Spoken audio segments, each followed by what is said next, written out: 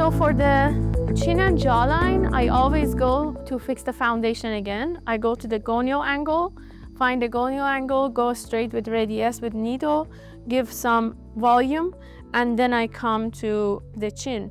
But here, because I want to fan this area first, maybe I fan and then I give the volume to the chin. I'm gonna go with the Radiesse that has Lido because I'm gonna use a straight Radiesse.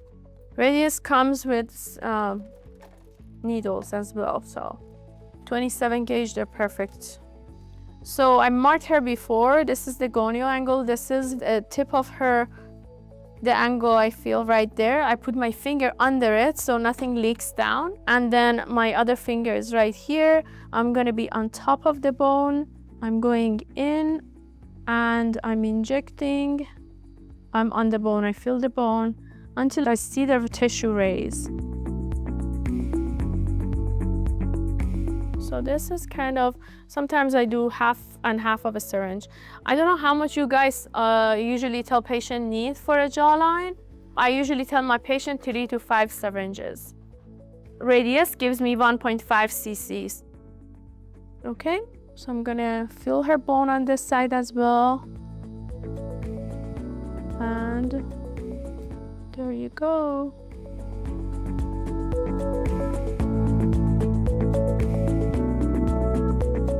I'm gonna show you guys how I hyperdilute the Radiesse, and I'm gonna do hyperdilute Radiesse in this area.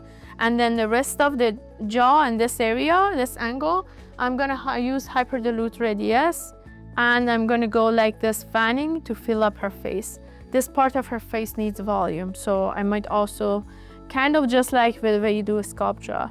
And from here, I'm gonna go ahead and hyperdilute and fill up this area.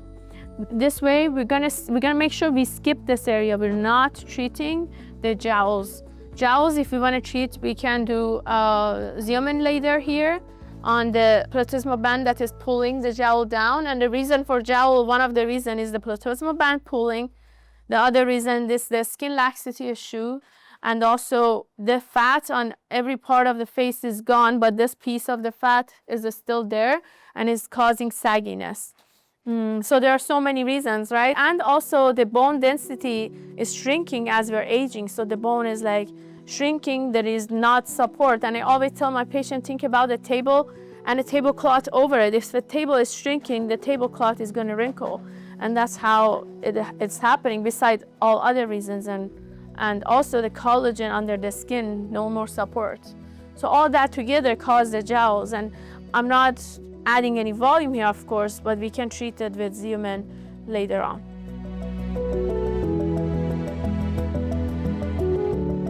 For this area, I want to make 1:1 dilution. 1:1 dilution for the jawline. The mid face, if I want to do it, I would do 1:2 dilution. So 1:1 dilution, if it's 1.5 cc, that means I'm adding 1.5 cc of normal saline. But instead of normal saline, I want to do 1 cc normal saline, 0.5 of Lido. Okay? Any questions so far, please ask. Is it Lido plain or Lido? Lido plain. No Lido with epi. Because that blinching is going to be confusing. Then you don't know if did something wrong or, yeah. I'm going to get 1 cc of normal saline, and I go down so I have nothing of this going to my lidocaine, and then I'm going to do 0.5, and I mix that into that. Make sure you're not coming back out because this is just 1.5 cc and this is 3 cc, so you're going to splash the filler out and you waste that filler. So we're going to mix these two 20 times.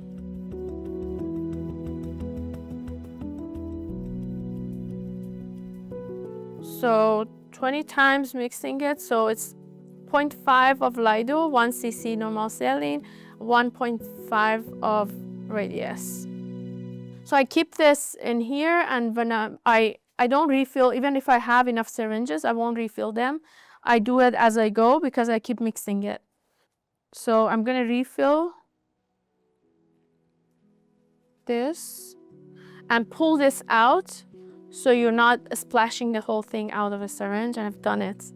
So it's not fun, you waste a syringe. So here is my mixture ready, and it's not as thick as the Radiesse straight. So now I'm gonna go ahead and treat this side, these two sides. Okay, so I'm in here. I don't want to be too deep. I'm going to be in the subcutaneous fat tissue. If your cannula is moving easily, like butter, you're on the right plane. So that's where we are right now.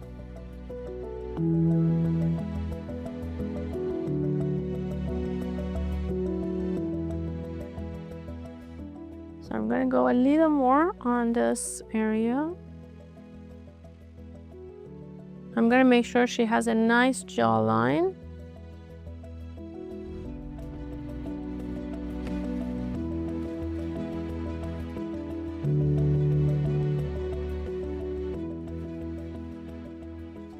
And then I'm gonna come to the side and give some nice volume to the side to pull this area. Remember, we haven't done her chin yet, and when we do it, it will be nice and more tight. By going under the skin here, right on the subcutaneous plane, and I'm volumizing, I am pulling the skin, giving kind of a facelift by injecting to the side and also pronouncing the jawline. 1:1 is a very good dilution for here, if you want to give a thread of the filler to the jaw. What do we watch for when we are on the jaw? The facial artery comes from, I should have drawn it for you guys. It should come all the way from here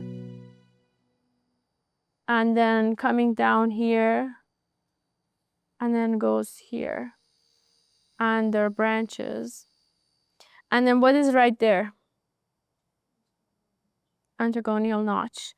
And for her is actually very pronounced, like I can feel it. If any of you want to wear a glove and feel it, it's right there, it's so obvious. So I'm definitely not gonna go with my needle there.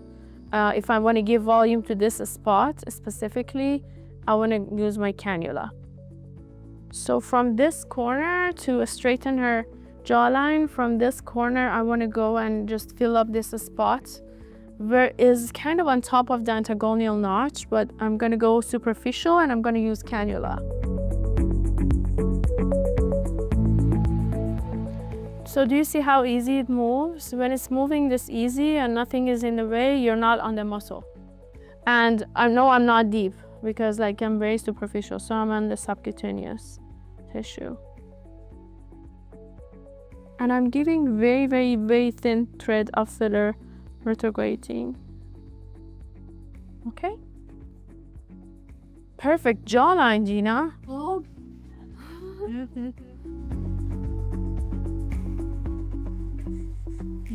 We'll see how it's easily moving. The middle since I guess on the way in, but interesting.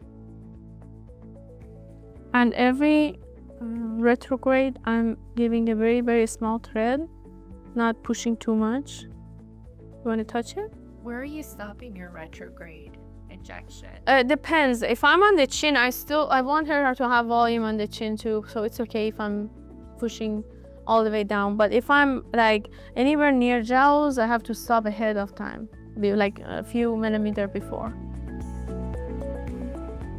Right? Just see. And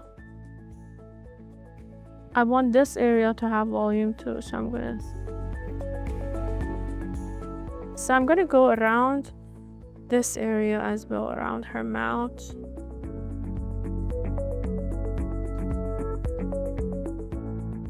So molding with Radiesse is very important, especially if you're doing a Radiesse straight. Mold it, shape it the way you want, because you can do it right away. For the first 24 hours, I tell my patient don't touch it because I don't want them to move the fillers.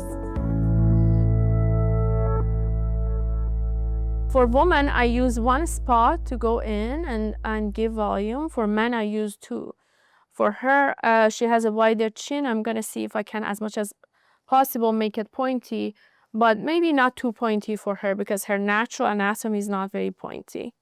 Okay, so we're gonna very much respect the anatomy as well.